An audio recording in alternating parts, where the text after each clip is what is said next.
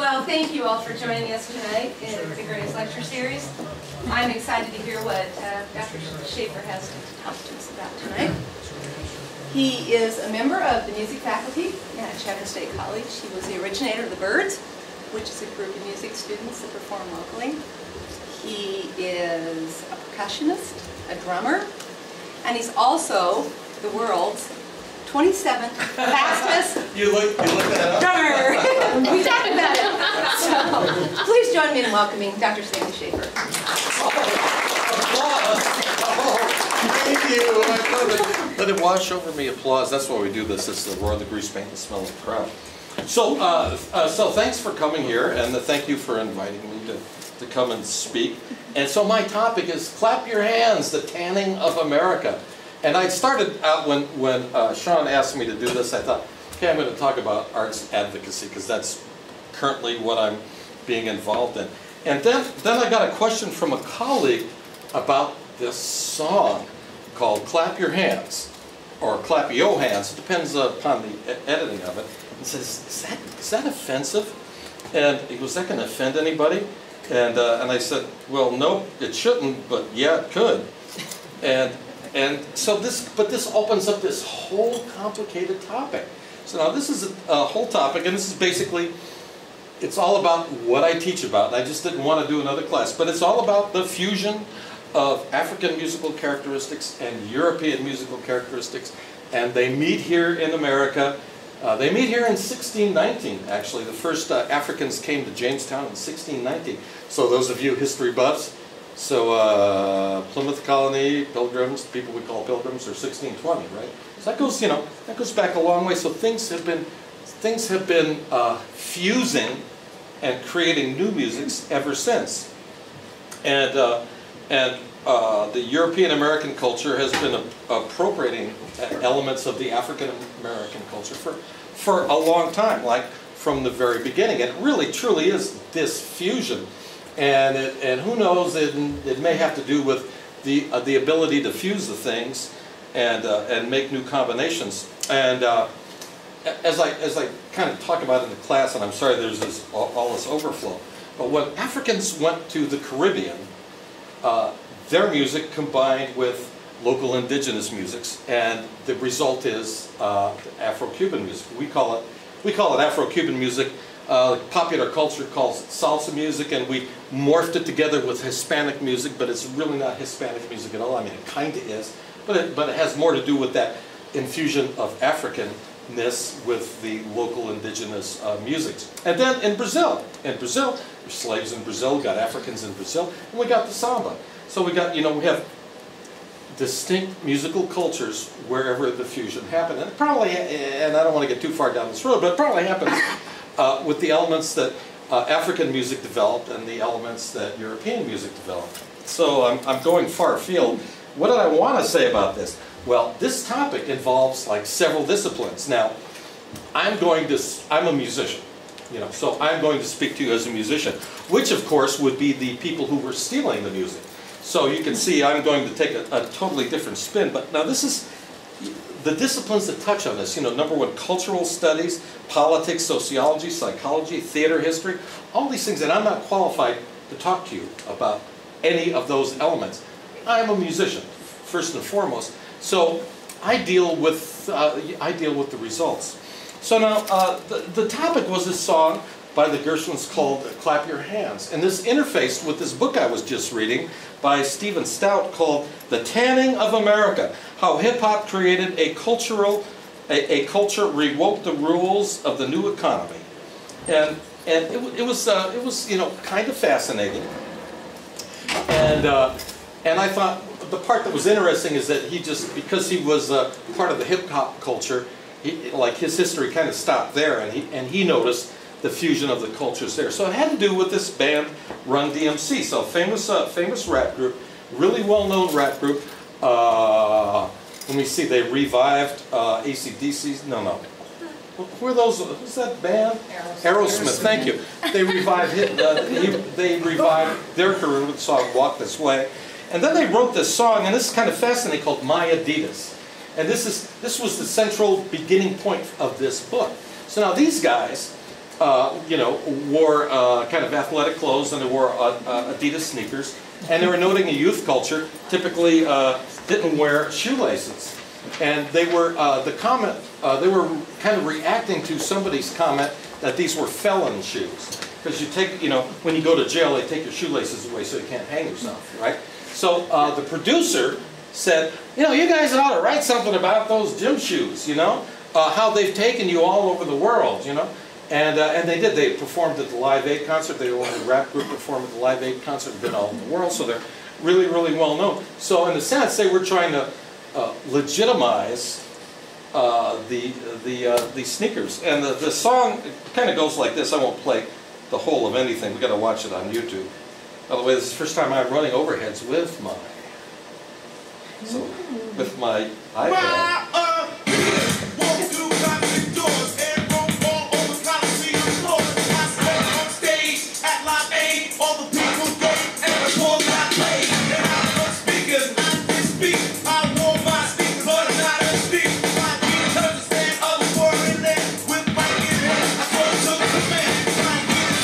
My Adidas, I stepped on stage at Live Aid.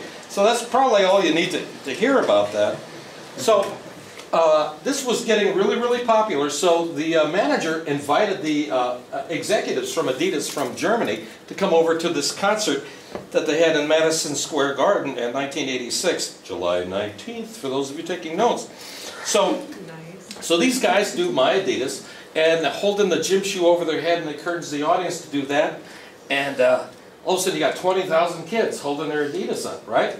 So the people from Adidas are going, whoa, what is this? You know, of course they're seeing marketing money. And that's what this guy's book is all about. So by the time these guys got off the stage, they were signed up with a $1.5 million deal to endorse Adidas.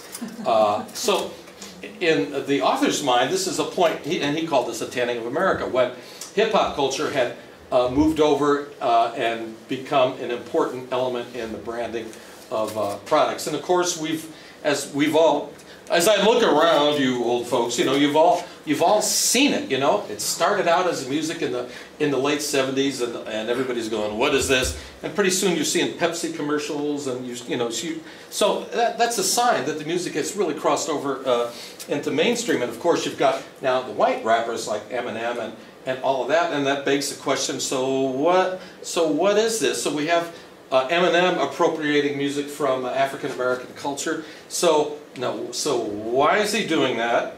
And of course, people from my age go, "Get your own music. You know, you're appropriating that music."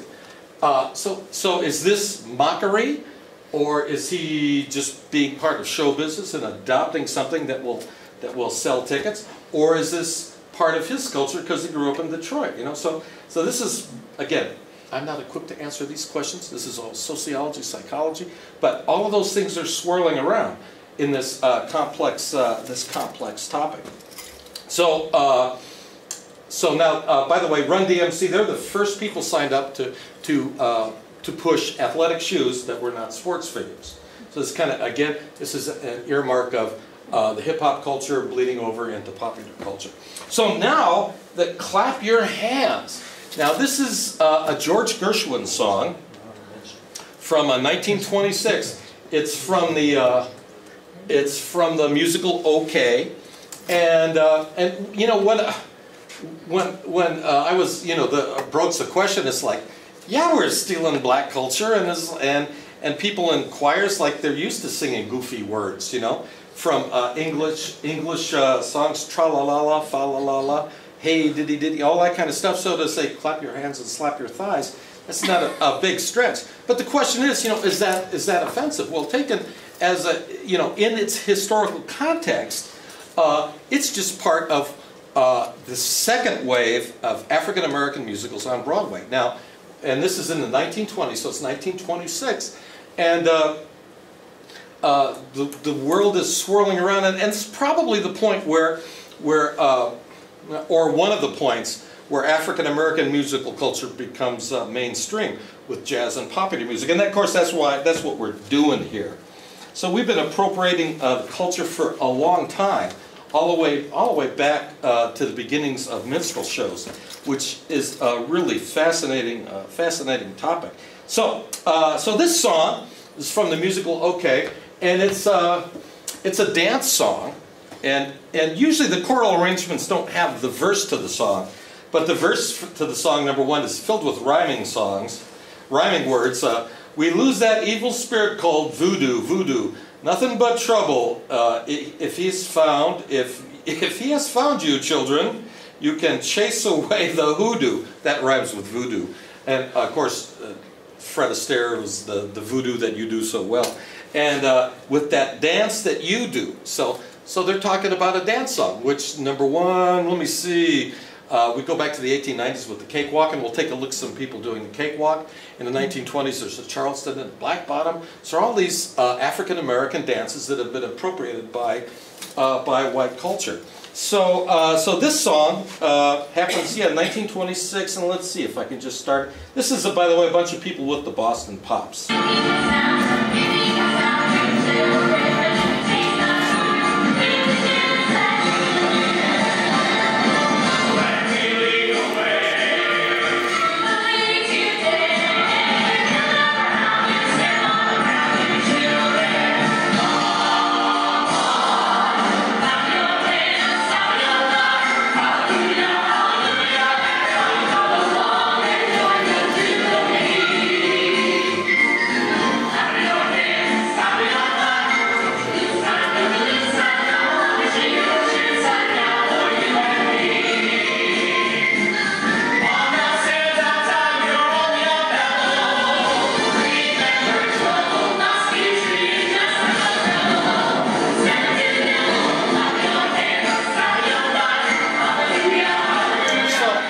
That, and that's probably enough to get the idea.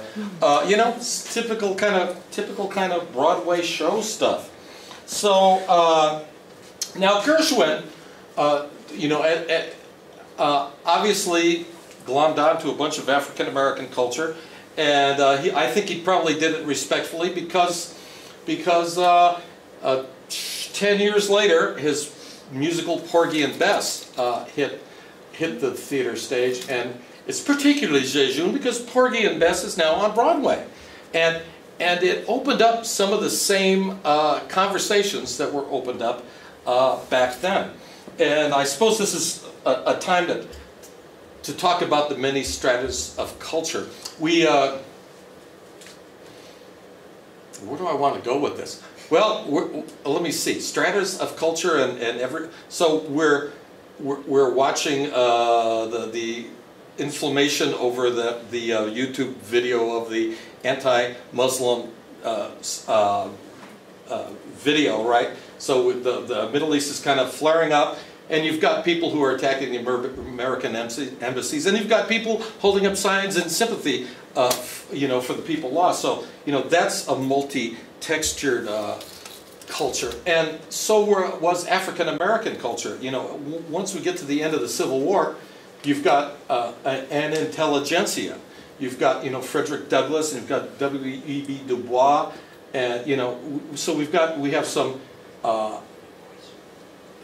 people highly educated in African American culture. Then we have kind of normal folks, and then you have show business folks, and so they all hold different opinions. So now I'm going to be talking about, you know, cakewalk competitions and ragtime.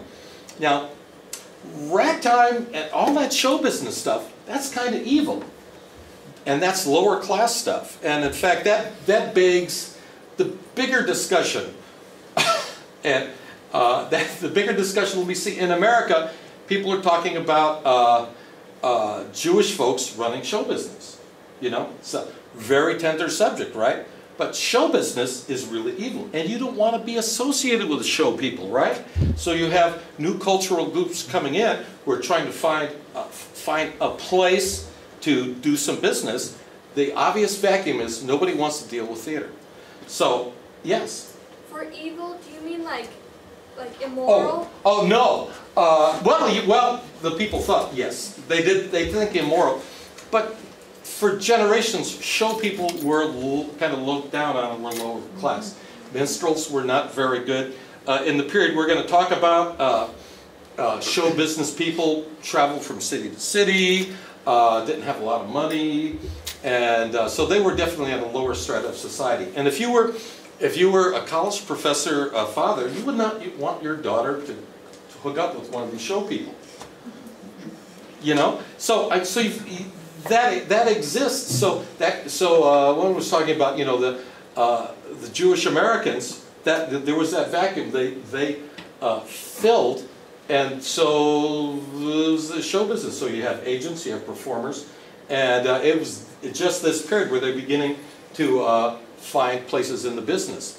So just like that, we have African American performers, but we have the African American intelligentsia kind of not valuing those things. It's kind of interesting.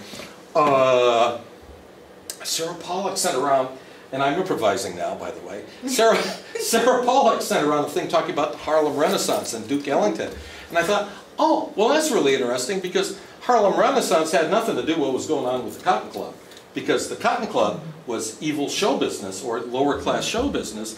And the Harlem Renaissance was about County Cullen and Paul Laurence Dunbar and the authors and the poets and the painters of that era. It was not about the popular musicians of that era. So I thought, well, it's interesting now we're considering Duke Ellington part of the Harlem Renaissance when he really wasn't. So that's kind of, you know, the rewriting of the frame of history. So I guess I better get back on. I better get back online. And I mentioned kind of Porgy and Bess. So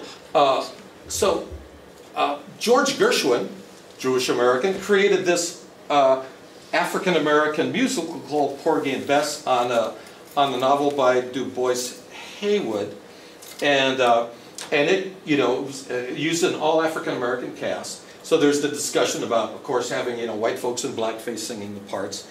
But so the musical goes on. It's a huge success. But part of this discussion, right, is when we get to the National Theater in Washington D.C., Todd Duncan, who's the star of the show, refuses to perform unless the seating is integrated. So this is a big deal. So the very fact that we have this discussion created that discussion nationally. And God, I feel myself veering off into another way. But remind me to tell you about Louis Armstrong and Eisenhower calling in the troops. It's very, very interesting. So they have that discussion, and the National Theater, just 3 blocks from the White House, agrees to have integrated seating. So that's the first time we have integrated seating in that theater. So what's also interesting is that show's now on Broadway, and they're having the same discussions because, you know, okay, there are racial stereotypes, you know, because this takes part in the part of Charleston, South Carolina, and the main characters are pimps, you know, and prostitutes and drug addicts. So they've got that discussion, and they had planned to revamp a little bit, but I don't think they revamped too much. But it's just interesting to have that discussion because as we'll see, all of that kind of is a modernized version of what went on at the end of the 19th century. How are we doing so far? Is that okay? Oh, thanks for the nods. I like that.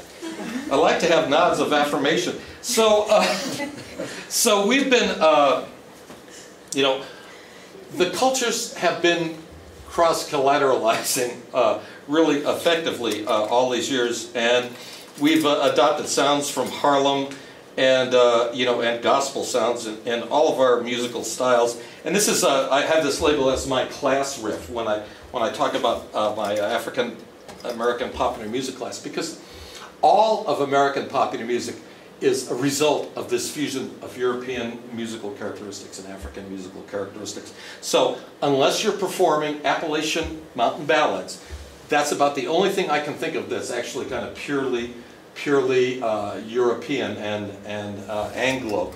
Everything else is a combination. I mean, and I like to tell my classes, you know, country music, the banjo.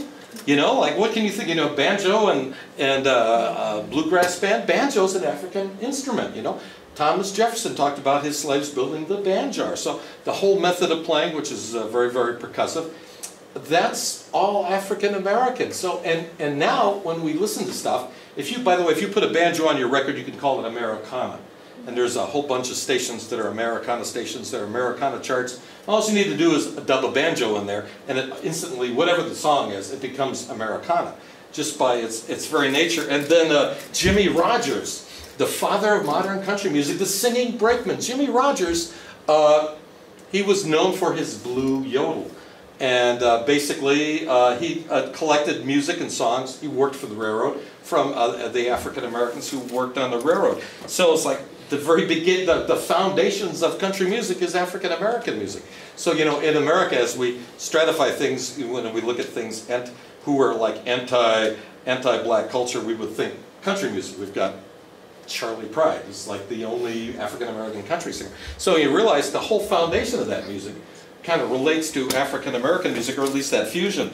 And then the other thing is metal. I like metal. So metal, that's like Led Zeppelin. That's like English boys imitating blues, you know? And it gradually kind of had their own spin on things. It gradually morphed into what we call metal. So, but right now, as we stand in our musical landscape, we have the hip hop culture, we have the metal culture, and we think they don't interface at all. But you know, they actually come from the same place. So this, you know, it's all about perception, and our entire history has to do with this cultural synthesis. So back in the 1840s, we have the beginnings of minstrel shows. And my spin on minstrel shows is kind of funny. When I was in doctor school, I was in an African American music seminar, and it was one of these things where all the members of the class were assigned to present something, and the poor guy who was assigned to present minstrel shows was just horrible and apologetic, and he just couldn't say enough bad things about them. And I take the totally different spin.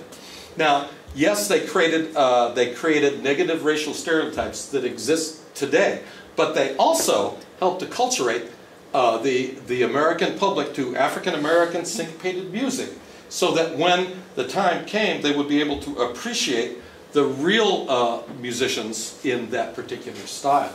And of course, after the Civil War, they created a vehicle in the professional show business. Now, we always think a lot about slavery and minstrel shows. So I wanted to talk about these two guys, or these two folks, because they're definitely not part of any of that. And this gentleman, Frank Johnson, is really fascinating.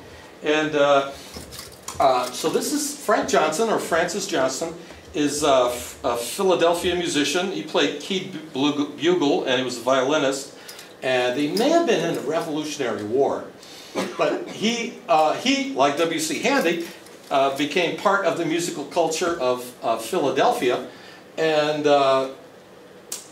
he became a very popular musician, playing at the cotillion and balls for the rich white folks. And Philadelphia, by the way, just across the state from Atlantic City. That's why Atlantic City is such a great destination, is because that's where you go in the summertime. So you travel with the rich folks there, and you play balls there. So in one of the sources quoted by Eileen Southern, she says of Frank Johnson, oh, I've skipped ahead. And this is a quote from something written by Robert Wall in 1819, I think. He said, he had a remarkable taste in distorting simple, sentimental, and beautiful songs into a real jig or country dance. So now I've got part of my class is kind of making students think what that means, because you have to translate that. So, a sentimental, simple, beautiful song, read slow and boring song. Right? Beautiful dream, and actually predates Beautiful Dreamer, and turns it into a jig or a country dance. That means a fast dance tune, right? So what this guy was doing is he was jazzing up the songs that the folks knew.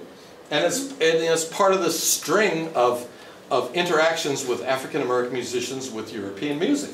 So it added elements and to make that music a little bit more personal. So the people in Philadelphia loved this guy. And basically he was jazzing up the music, and if you were going to have a cotillion or a ball, you wanted to have him in charge of it. And you could see he toured England and performed for who would soon be Queen Victoria. I think this is before she was the monarch in 1838, and she presented him with a silver-keyed bugle. So very early concert tour. And before him, I intended to mention, and kind of I do this little history of interactions. In military music, there were lots of African Americans in the American military during the Revolutionary War, and one gentleman comes down to us as Barzillai Lou, and he was a fifer and a drummer, and he fought in the Battle of Bunker Hill. And nowadays those folks are called Patriots of Color, and estimates in the past couple of years have registered that there were at least 103 African Americans performing at the Battle of Bunker Hill. Well, let me see, the quote about him is that he kept morale high by playing "There's Nothing Makes a British Run Like Yankee Doodle Dandy." And I thought, oh, that's fast. I tried to find that song, and so I don't know if that's actually a song. I couldn't find it. So these guys are not attached to the minstrel tradition. So they're attached to the dance music tradition, and these are African Americans in the North, so they're pretty far. They're really removed from slavery. And then this is kind of out of sequence, because I'm going to end up talking about coon songs and cakewalks and minstrels. But this is a Cicerietta Jones, and she was known as the Black Patty. And this was after the Italian opera singer Adelina Patti, and a very famous singer. When we read about music history, we read her in the same breath as Old Bull, who was a Swedish violinist that came over, and of course Jenny Lind, the Swedish nightingale that was popularized by P.T. Barnum. Very good show business story. But the Black Patty sang popular songs and sung opera arias, and she was the first African American to sing at Carnegie Hall, although I wasn't known as Carnegie Hall then, according to what I've read. So, and that was in the 1890s. But there were limited opportunities in classical music for African Americans. So she did what you needed to do, and you needed to adapt, and she formed the Black Patty Troubadours. And this is in the 1890s, and we probably can't read that. And I can't read it all. Oh, there we go. So now, coon songs, comedy songs, jubilee shouts, cakewalks, buck dances, vaudeville, operatic reviews. So now, Mirth and Melody from her 50 promoters. So this is a very famous show, and this was kind of the musical landscape for African Americans in this particular time period. Oh, God bless the wonderful iPad, man. That was so great. Thank you, CSC, for buying those iPads. So now, so we have, those early appropriations, and Francis Johnson, he was existing right about this time. And I call this minstrel shows, coon songs, and cakewalks. So the whole minstrel thing begins, and I asked the question, so like, what is the original impulse here? Now, I mean, I'm a musician, I know the answer. People will pay to see it, so I'm going to do it. This is basically a financial thing. So, but is it an intention to mock African Americans, or is it a loving portrayal that gradually gets distorted? And again, I don't know the answers to that. I think they're interesting questions. So this guy, and he's around, Thomas Rice. Now he's a performer, and I use the word collects. He runs across, and I've read like so many different versions of this. One said a stable hand. The other thing, the one that looked a little bit more in depth, said he was like a coach driver. And this guy had a deformed leg, so probably a horse rolled over on him or something, didn't get healed. And so he had a limp, but he had this song that he sang.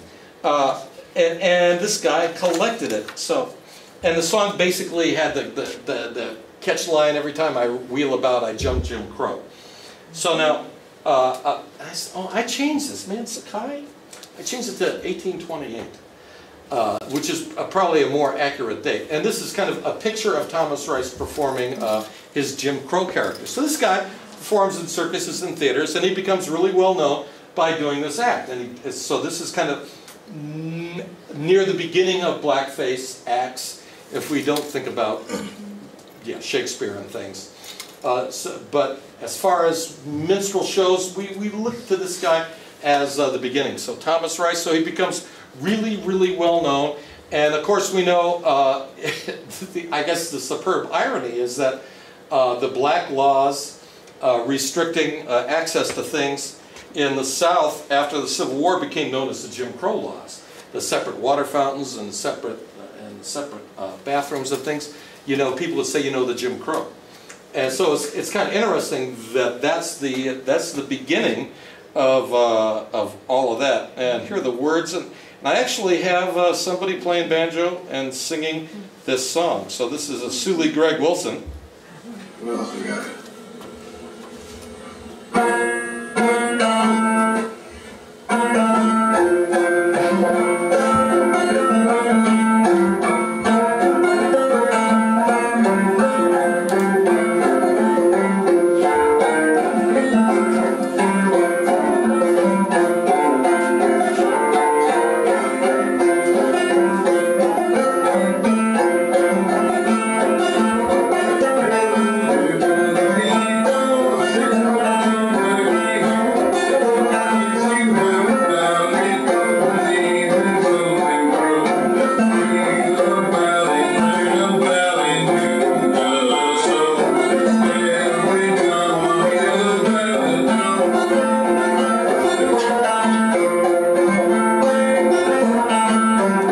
Kind of a version of that tune. How long do these talks usually go? I'm already like at a half an hour. You're fine. Should I go? I can go a lot faster. And then here's the next one. Yes? What does Jim Crow mean? I have no idea. Evidently, the story is that this is the song that that he collected from this stagecoach driver. So this guy had this little song cut he sang as he walked. Every time I wheel about, I jump Jim Crow. Yeah. So don't know if it's his name. If he's talking about actual birds, you know, that's forever lost. And the next character created. This is by George Washington Dixon, who may have been mixed race. This guy. Is really kind of interesting. I never really paid much attention to him, but in 1834 he published this song called Zip Coon. And Zip Coon, I don't know if this is the first song using the derogatory word coon for African Americans, but it kind of created the fancy big city African American, fashionably dressed and things. Now what's interesting to me is this is the same song. This song is Turkey in the Straw. So this song starts out as a minstrel song. Now, when I grew up as a kid in kindergarten, you know, that's Turkey in the Straw. That's a country song. You know, it's like, and then all of a sudden it's like, oh, okay, this is kind of an African American song. This is kind of interesting. So the very foundations of your world are kind of rocked. Now, the part that's interesting for all of us as Americans is that we're used to syncopation. But the whole idea of this rhythm, do-dat, do-dat, dat, do-dat, do-dat, that's syncopation. The whole idea of accenting the beats in between the foot taps. And that's what ragtime and that's what African American music is all about. And that's one of the things it gave to this fusion, this whole idea of syncopation. So we just think about it really, really naturally. It doesn't sound it's not unusual to us. But at this particular time, this is very, very unusual. So I've got a recording of that, but that's okay. It's a country band playing Jim Crow. Now these blackface acts become gradually popular, and what happens is they expand into an entire evening of entertainment. And usually we like to start with the Virginia Minstrels. And this is in 1843. And this is formed by some guys from New York.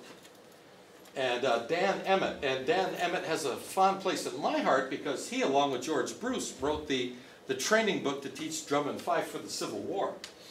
So he's just like a professional musician. And he wrote the song Dixie. So now this guy has never been down south at all. So the song Dixie, that has become the theme song for the South and the fighting song in the Civil War, it's written by a New Yorker who's never been down south. So again, we have no idea where that comes from, but he's just a professional musician trying to earn a living.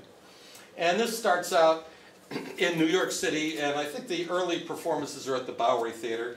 And yeah, I don't know if we can see.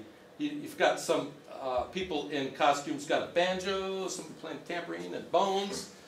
And now, about the same year, this guy, Edwin Christie, formed his minstrel show. And the dates are a little bit foggy. His first performances were up in Buffalo, and then later on he moved to New York City.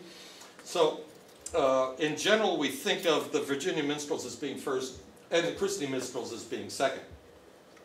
And now, this guy is given credit for formalizing the structure of the minstrel show. It's basically in 3 acts, and the first part is jokes. People sit around the corner in a circle and basically telling jokes. The middle part is a big, it's a variety show. It's the Ed Sullivan Show. You know, it's dancing, singing, whatever, it's just acts. And then at the end, there's kind of a plantation scene where that all the cast take part in. But for us, of course, the interesting thing is that Stephen Foster, the great American songwriter, and probably the first songwriter to have a royalty deal with a publisher, and the first person maybe to make his entire living from writing songs, he had a deal with Christie, and Christie got to put his name on the music. And of course, we associate Stephen Foster with all these songs. In 1849, he published Ethiopian Melodies, which is, again, his code word for African American. And songs like Old Folks at Home, Camptown Races, My Old Kentucky Home, Bless You. And this is, I like this one, this is Camptown Races. And this sounded string bandy. So here's Stephen Foster's minstrel songs.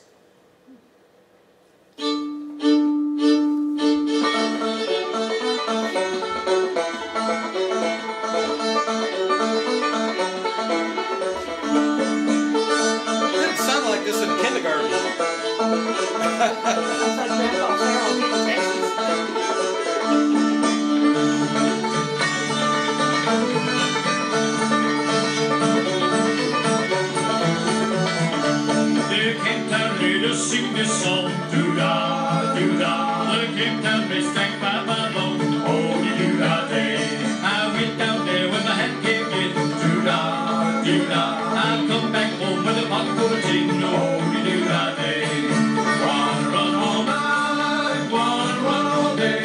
I'll bet my money on the bobtail nag, somebody bet on the bay. Isn't that great? Yeah. G-W-I-N-E. Go-win.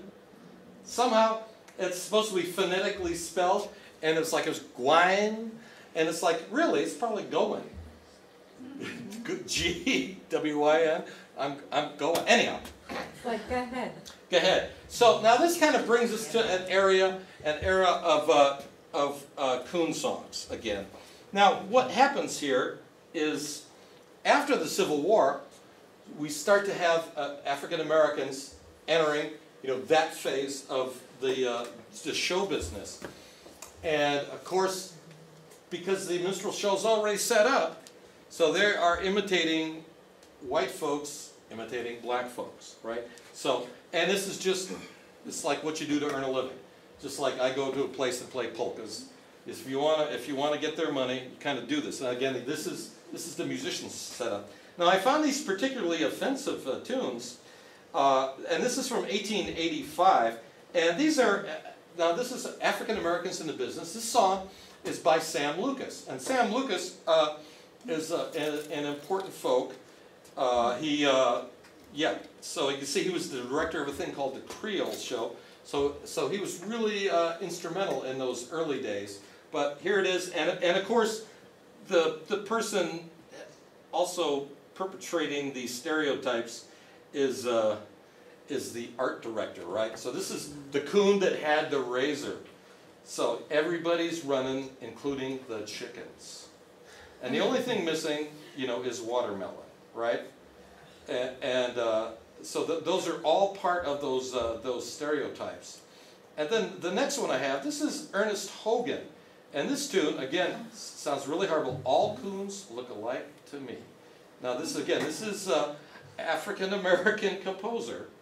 And see, we have all of these stereotypes. Now, what's interesting to me about this tune is that this tune is considered ragtime. But it's not Scott Joplin. It doesn't say rag on it, because this predates the time when this music was called ragtime. But in 1900, there was a world ragtime competition in New York, and this was the required song. So, and also Ernest Hogan published a ragtime piano method, and he was also the star of a very famous ragtime opera. So now, Sandy, can I ask a question about that? Sure. Do you suppose that music was being marketed to white audiences, black audiences? You Yes. know, probably white audiences. But you know, the question I ask myself. So we're dealing in what we look back and go, these are racial stereotypes, Sure. right? So then you move it forward to the 80s, and you think of gangster rap, right? So you're going, okay, we're just kind of perpetrating other stereotypes.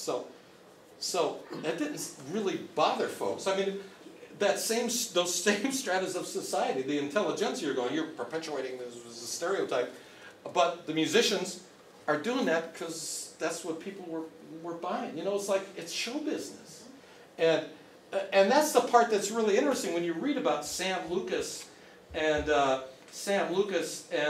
Ernest Hogan. It's like these guys are I mean, they're in show business.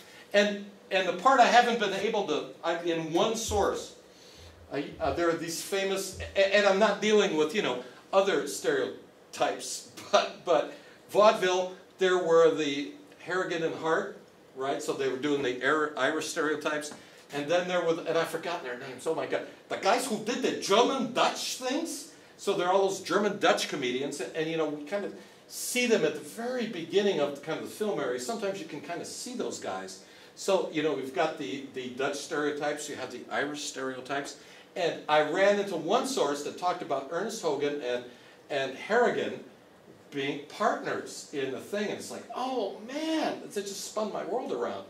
But I can't find any other information right now when I search these things. I just hate learning new things, ladies and gentlemen. I've been teaching these classes for so long, and then in this presentation, going, oh, Ernest Hogan, I know all about him. Then I saw his name paired with Harrigan, and it's, oh my God.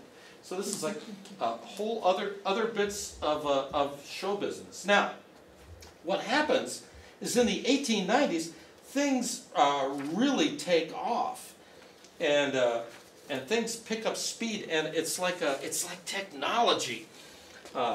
So now in 1890s, it's like this assimilation and cross-fertilization takes off. So in 1899, there's this thing called the Creole Show, and it's a white promoter named Sam T. Jack does it.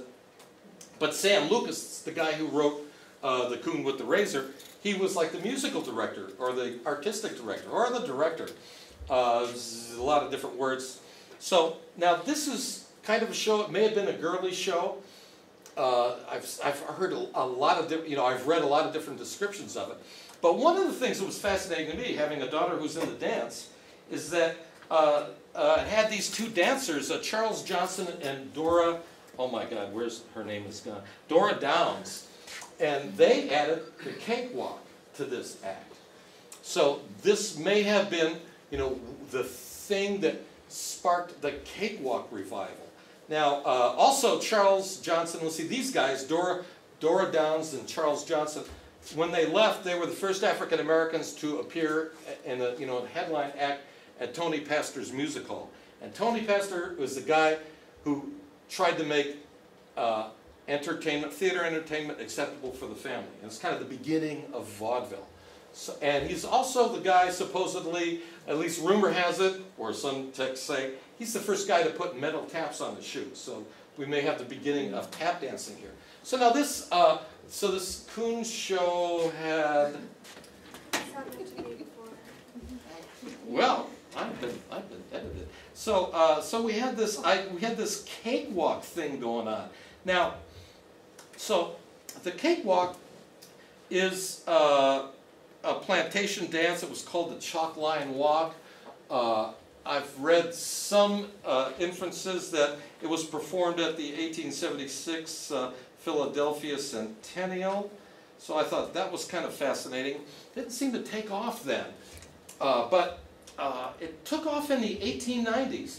So much so that by 1892 there were cakewalk competitions all over the country.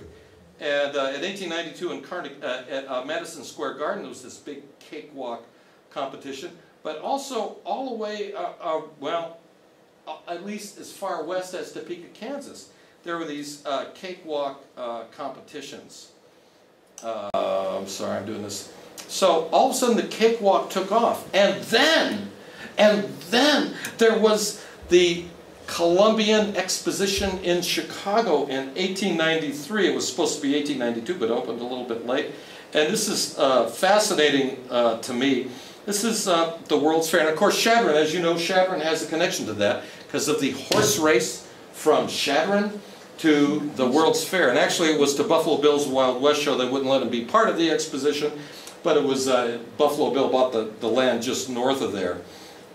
So now what happens here is this is a place, you know, and I can explain to students, it's like, oh my God, you know, everything is a text away. They can find the latest information while they're sitting in your class looking at their telephones.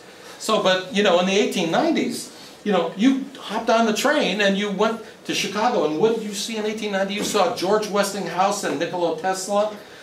The whole place was lit up, electric lights up, blazing, and a lot of funny things happened. It was called the Great White City because it was all plastered over plywood, and I'm fascinated by this whole get together. One of the things they had were they had like the Paris Exposition, they had like cities of the world, or you know, and they had people from the Orient, and they had some Africans from Dahomey, which is interesting because that became a Broadway show later on, based on these Africans, which was really kind of fascinating. But right now, what we're talking about is a lot of musicians from all over came to Chicago in this time period to earn some money.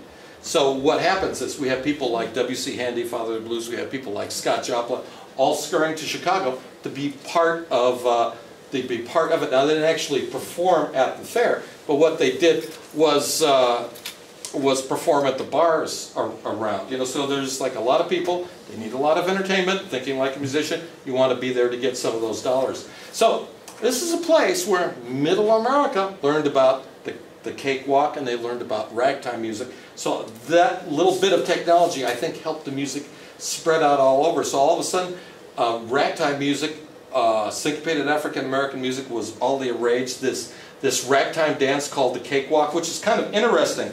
This is a little video from 1903, and it's really, really short. It shows people doing the cakewalk. And obviously they're probably professional performers. And then there's a second video called the comic cakewalk, or comedy cakewalk. And you know, as I read about it, it talked about the rubber knees. So you get to see the guy doing the rubber knees, and you'll recognize this is all eccentric dancing that people like Buddy Epson did, you know, on the Beverly Hillbillies. So this is a fascinating bit of film. Thank you. TV Connect, this video is playing on the TV. Oh, good. I'm looking at my screen. That's okay.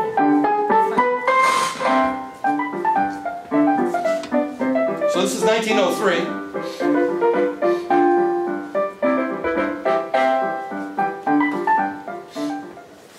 That's it. Wow. And here's the comedy cakewalk.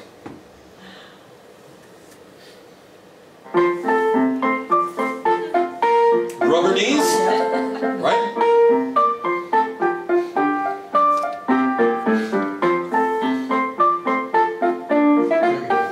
Now the white tailcoat is kind of now the stereotypic cakewalk outfit, and that's it. Now this, European Americans at the beach doing the cakewalk for a camera. Isn't it amazing? Watch what people wore swimming. And this goes on and on. It's really fascinating. Isn't that great? So, and I just found the other day, and I won't play this because it goes on for a long while, but this is a George Millet film from 1903 called The Infernal Cakewalk, and it's of course Cakewalk in Hell.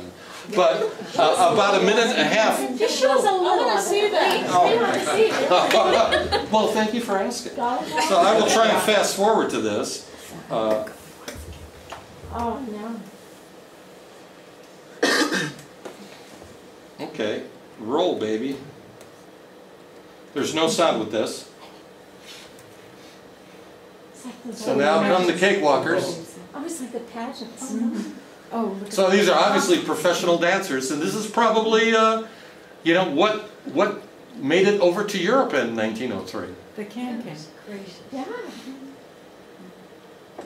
Oh, this is wonderful.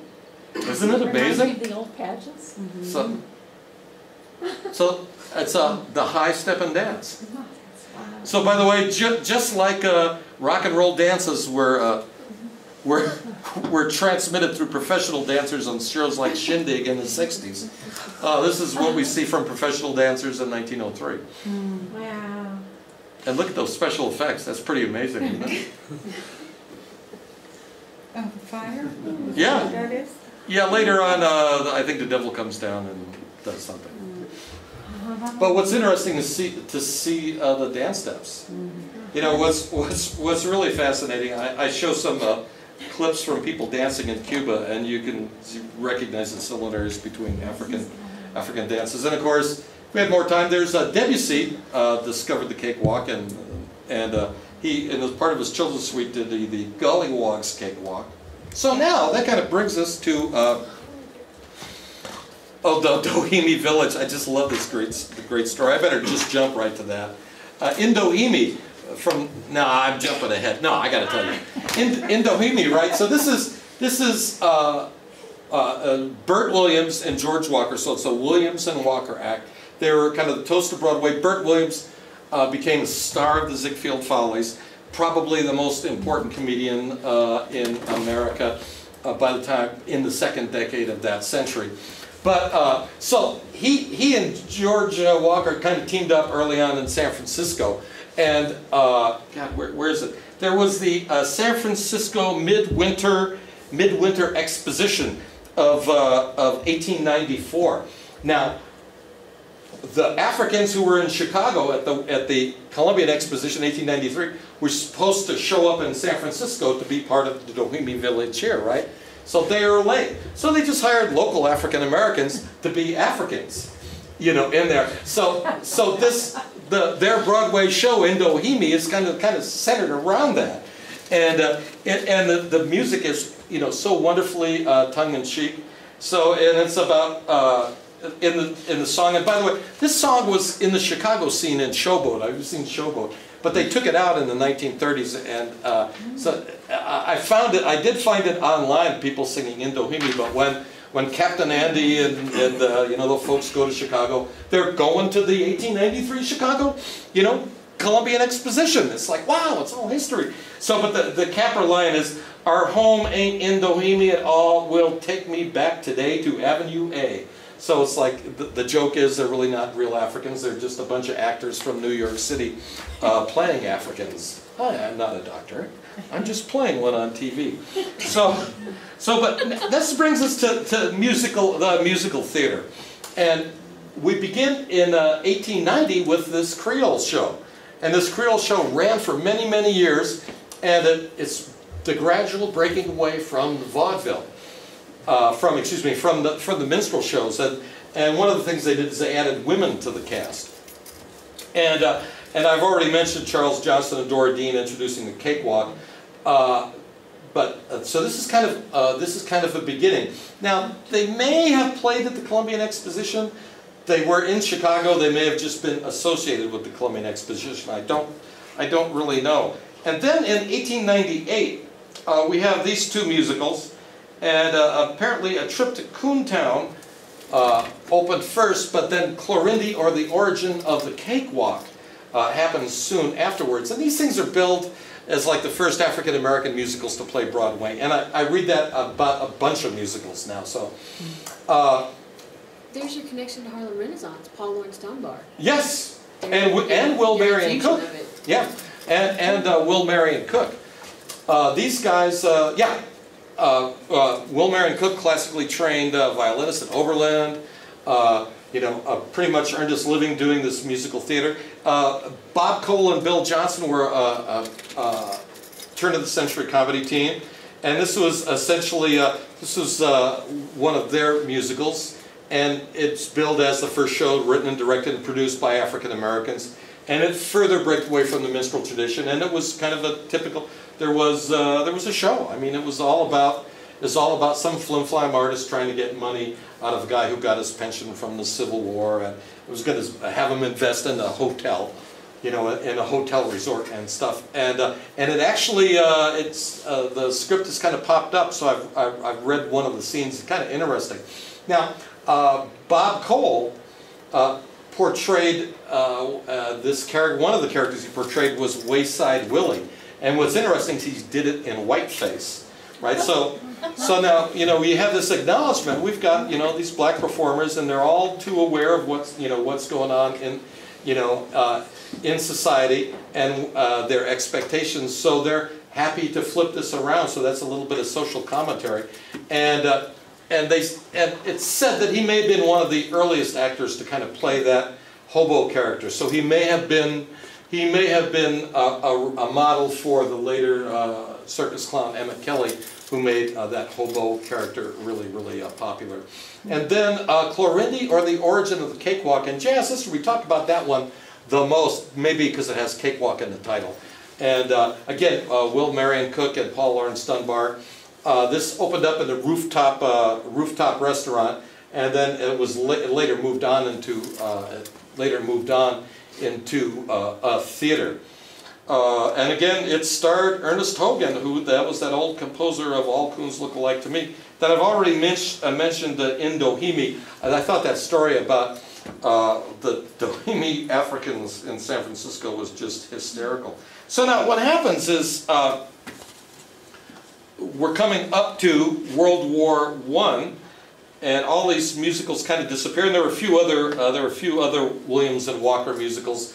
Bert Williams left and kind of went on his own in 1910. He made some silent films, and he also made some recordings for Edison.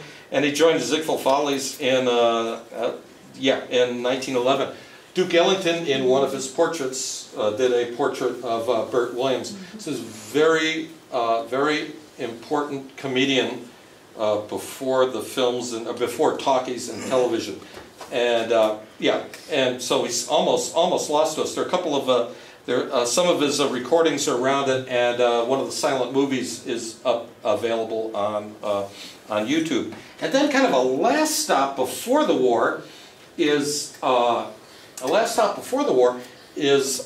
James Reese Europe, and very important African-American band leader in New York City. In 1910, he started something called the Clef Club. It was like a black musicians union. And with his Clef Club orchestra, he played Carnegie Hall, or what would be Carnegie Hall, in 1912. And then in 1914, he became the band of choice for the famous dance team of Vernon and Irene Castle. And they were before Fred and Ginger. In fact, Fred and Ginger did the Vernon and Irene Castle story. And who is this band leader? What's this? His name is James Reese Europe. Okay.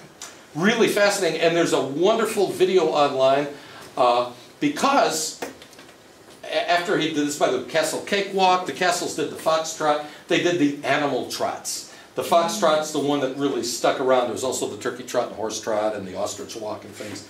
But then New York formed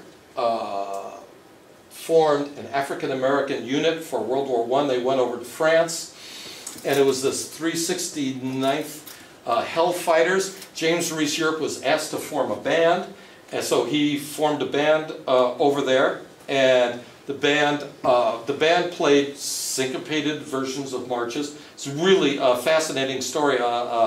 Marcellus narrates it on YouTube, and you should really look it up. In the video, it says it's the most decorated unit of World War I. It's a machine gun regiment. But one of my favorite stories is these guys played, European instruments, in an African American style, a jazz style, and one of the other band leaders said, "Hey, man, this is really cool. We'd like to borrow your arrangements." And he came back afterwards, and he was upset because when his band played those arrangements, they didn't sound like James Reese Europe's band. He demanded to inspect the instruments because he thought the instruments had been altered, when it was, in fact, the playing techniques. So James Reese Europe is probably the person responsible for bringing African American music and a liking for syncopated music to France. The French were the first people to really take African American music seriously in jazz. So the first scholarly book written about jazz in the 1930s came from André Hodier. And after the war, we have another spate of African American musicals that begins with Shuffle Along, which is by Noble Sissel and U.B. Blake. Now, those of you my age will remember U.B. Blake because he was on The Tonight Show all the time. He was about 95 and he played ragtime piano. And I had no idea, of course, this was before I taught this class, what his history was. But they had a hit musical in 1921 called Shuffle Along, and this started the next wave of African American musicals on Broadway, which kind of brings us up to the 1920s. And as we look through history, we have these little flare-ups of African American musicals. In the 70s, we had Bubble and Brown Sugar and Ain't Misbehavin' and Sophisticated Ladies and all that. So it just kind of happens. Of course, interestingly, I'm Just Wild About Harry comes from that show. That was the theme song for Harry Truman. And this film I found, God bless YouTube, this is like U.B. Blake and Noble Sissel in 1923. So I'm going, oh, the first talkie's 1927. What is this? But these are shorts, and here they are singing songs from this musical. Now, and these are erudite New Yorkers. This is a very basically Broadway show music. And we won't run the whole thing, but it's just fascinating.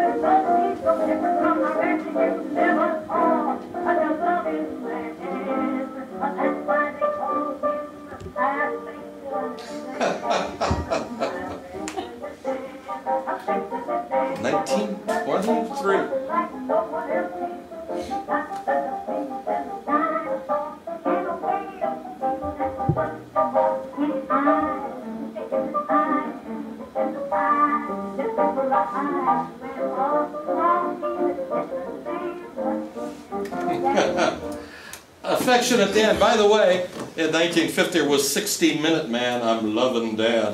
That was the #1 on the rhythm and blues charts. Kind of interesting. So, these are, this is like all show business. And this whole idea of having one group of folks interpret African American music and acculturate the public has been going on. It started with minstrel shows. We had in New Orleans in the 1890s, we also had these marching bands improvising typical march tunes and creating Dixieland out of that. And in the 1920s, we've got the Ellington Band and Fletcher Henderson laying out swing music that would become the popular music of the country in the 1930s and the 1940s. And yeah, Benny Goodman and Glenn Miller got rich off of it. And although now, historically, we understand that they were just mere copiers. And just like just like in the 1950s, we had the cover songs of Pat Boone and the McGuire sisters interpreting African American music. And that didn't last very long. The cover records lasted a couple of years, and by then the American public could distinguish the real artistic impulse from the copy artistic impulse. So it goes on and on until we get to the point in 1964 when Berry Gordy has created the music of Mid-America, and Billboard magazine, the people who do the charts, decided that all the music's the same and there's really no reason to have rhythm and blues charts, and they did away with the rhythm and blues charts. Now that seemed like a slap in the face, so Billboard brought it back. But that's an interesting point culturally, where we go, all of a sudden there's not black music, there's not white music, it's really all the same. And so back to, is Clap Your Hands kind of a racist, offensive tune? Depends on your perception of it. But it's all part of this long process of acculturation and that blend of African musical characteristics and European musical characteristics. And it just made American music, and we gradually are synthesizing more and more of it. Any thoughts? Oh. Well, as you know, I'm the guy whose remarks to Una. And thank you for doing that, because I would have never had nothing to speak about. Sent her to you. I believe that Clap Your Hands, especially the arrangement that we're singing, is a racist song. It comes out of the minstrelsy tradition. You'll notice that Boston Pops one you had up there in the lower right said non-minstrel version. The non-minstrel version? That's right. The arrangement we're singing is out of the minstrel tradition. It's music by a couple of white Jewish guys for a white audience that perpetuates and affirms black stereotypes. Even the language of the lyrics. It's not clap your hands, which is how that whited up. They said saying clap your hands, right? It's clap yo hands. The whited up version is clap your hands. Yeah. The Gershwin version is clap a yo hands, slap a yo thighs. And then you have rhymes about devil and rebel, sustaining stereotypical notions about black people's speech. This, by the way, that same thing shows up among African American writers from the mid-19th century forward. They had a pretty vigorous debate about whether dialect should show up in the work that they were writing. Some said it should, based on a realist argument. This is how people sound, and we should realistically portray how they sound. And others said, but to do that is to perpetuate stereotypes and to affirm for racist people everything they already believe. So I was very uneasy the first night that we started that song and what I was being asked to sing here. It struck me as I was being asked as a white guy to sing this piece of minstrelsy here that makes fun of black people. And I didn't have it in my heart to do it. Well, yeah. By the way, that play from which that comes, OK, 1926, that's only 3 years from Al Jolson, a white Jewish guy, putting on blackface to star in The Jazz Singer. Right. And then all the way up until the 1950s, which is your youth and my youth, you know, vestiges of minstrelsy were still very much around in radio and TV. Oh, well. Black Sambo and the Interlocutor and all that. I think we're still seeing those stereotypes from Tea Party artwork. So yeah, exactly. I don't think you have to scratch very deeply to find that. You've probably seen the one of the Obama poster with Obama in a noose. This is wickedly racist stuff. Oh, of course it is. Can I speak to a little different side of that, George and Sandy? We lived for many years in the Southeast, in South Carolina and Georgia, and one of the things that I miss from those years is the melody of the language that's the black culture that makes up so much of the cities and the small towns and the rural areas where we spend our time. So when I see something like Clap of Your Hands, it's an attempt, my first blush reaction is it's an attempt to capture that melody. Because it's a distinctive melody. There's nothing like the language of the South being spoken by the people who have lived there for generations, whether it's black or white. But there are differences based on the communities that produce the people that speak it. And you can hear it and it can be written that way. Most especially in the Carolinas with the Gullah, you get such a beautiful melody to the way they speak. And it put everything in context. White Jewish guys were an underclass in the 1920s, Right. just like kind of brown Italian guys, and So were my Irish ancestors. Yeah. And the people who wrote about them made fun of them, and they did so through their language. You made an Irish person sound like an Irish person, and you did all the stereotypes about Irishmen. You did the same thing with Italians and with Jews. Well, I'm curious, you've gone through sort of a timeline from the first minstrel shows in 1840 something, right? And so, OK is written in 1910. 1926. 1926, thank you very much.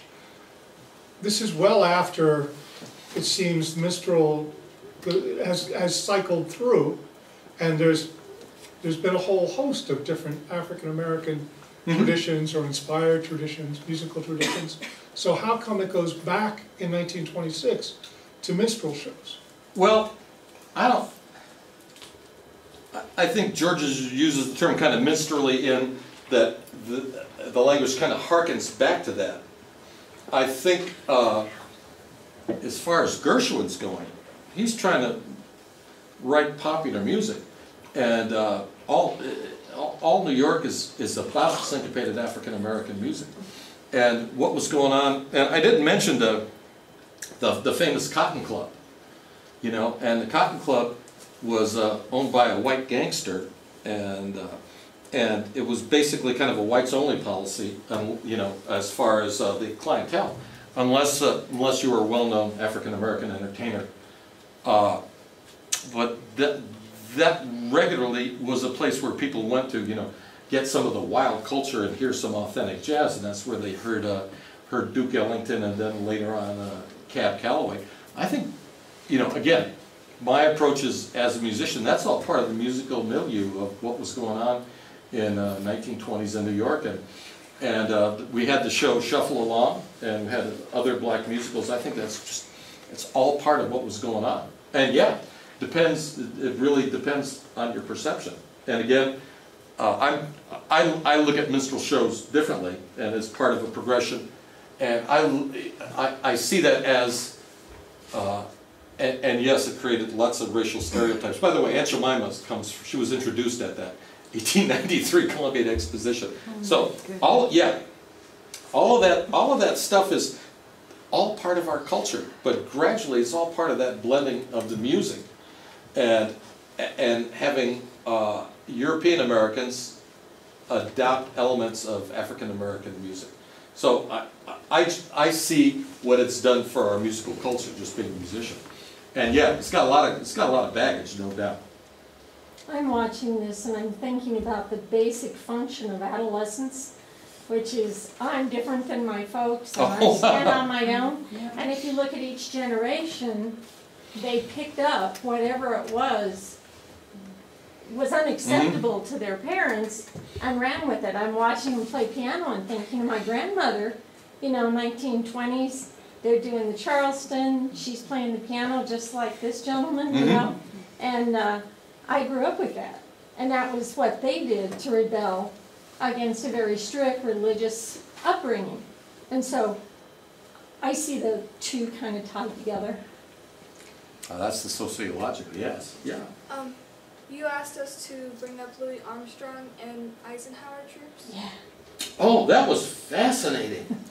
So, so Louis Armstrong is, you know, making tours for the State Department and things, and so he's up in North Dakota performing, and he's seeing the pictures of the dogs snarling, you know, at those African American kids, and he does this interview. This young reporter, and And the editor said, "Stay away from politics. I don't want to hear about that." And Louis Armstrong just vented.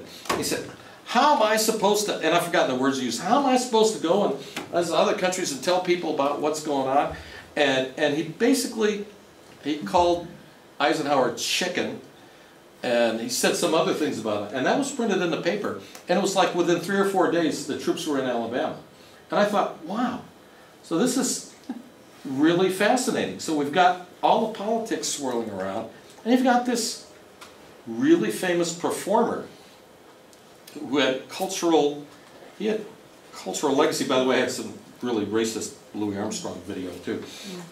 But he had enough power to sway the President of the United States to call in troops to integrate the schools in Little Rock. So I mean, that was fascinating to me, to see that kind of power. 30 years earlier, in the 1920s, when he's getting started, he had to play the fool. He had to play the fool, without a doubt. And that was all part of it. Somebody behind him. Yeah, Jeremy. I'm gonna interject. Oh, please do.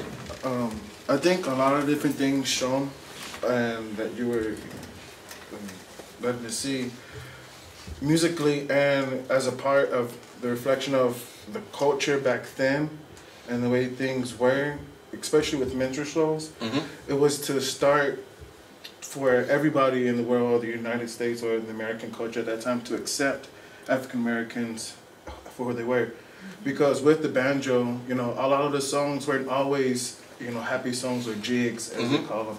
They were sad songs, you know, to reflect their, you know, life, you know, as being a slave or being oppressed. And so therefore, nobody wanted to hear those kind of songs, especially if you're becoming a musician and so long after slavery. So they would have to do something that was appeasing to the people that, you know, were above them.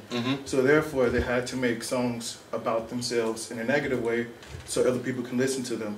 But at the same time, it was like an acceptance, you know, for, well, you might not like the way I sing, but if I sing something you like, then you'll like what I'm singing. So that way I can still play my music and I can still be heard and I can show my expression. And I think that's one of the ways that, you know, minstrel shows came along and it was brought back. So like, it kind of iconized, you know, African Americans. So, I mean, it was degrading, but as you reflect on it now, it was a way to like kind of uplift them in so many ways, especially during the Renaissance.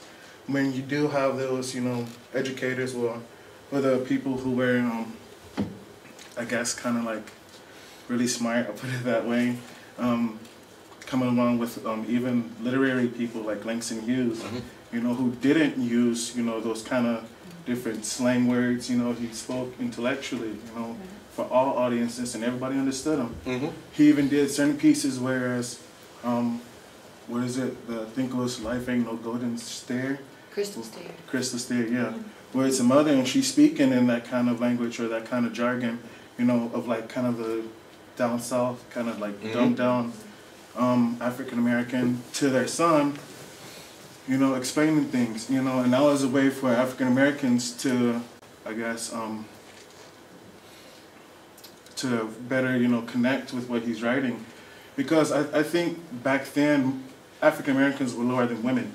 You know, not only were, at that time, it was women were better seen rather than heard, African Americans were better not seen and not heard. So when they spoke, they had to speak real fast. Like with the Jim Crow. So when African Americans spoke to a, you know, a white person, not only did they have to speak happy, they had to speak real fast, so, you know, because they had to get out the way. They don't got time to listen to you. So that was one of the things that I think that showed with that piece. Another thing is that for a black person to speak intelligently was also frowned upon.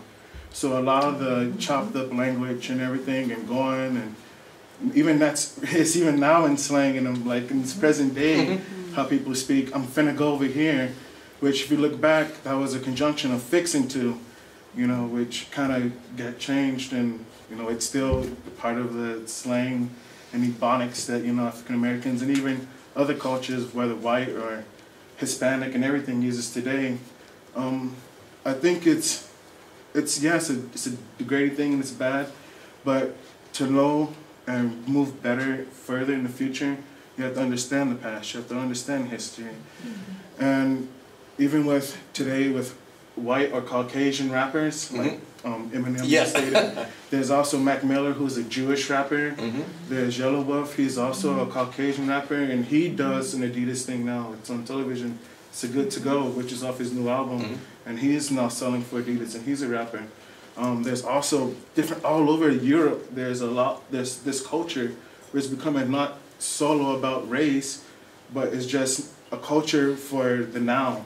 You know, and from this, it's like a growth. You know, almost like a cancer. You know, because you said with the rebellion and people now, like kids nowadays, like turn that down, and you know, I don't want to hear all that. And I mean, not to be like, my apologies if this way offends anyone, but there was an older woman who I was given a ride to one day, and I was listening to some rap stuff, and she's from an older generation, like 50s and stuff like that, and she refers to rap music now as nigger music. And so like, well, I was like, okay. So I turned to another artist who wasn't a black guy, and I was like, so this white dude, he's singing the same thing. Oh, and she didn't have nothing to say to that, you know, and like I kind of trapped her in her own little box there. And so therefore it's like, what now? What do you call it now? Or what is it? Is it a way to better educate people of how and what things, or how things have grown?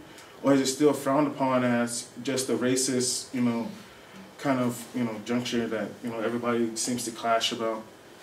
See, it stops being about the race and starts being about the music. Now. Well, it's like the same with ragtime and, you know, Dixieland and jazz and bebop. There are artists asking that question. There's a hip-hop artist named Hobson, and he's asking a lot of those questions in his music. What are these stereotypes, and why are we perpetuating them? Why are you still acting this way? But doing it within the culture and within the music so that it's accepted. Yeah, I agree. It's a really fascinating question, isn't it? Lights! Thank you so much, Sandy, and thank you all for coming. There's cookies, unfortunately.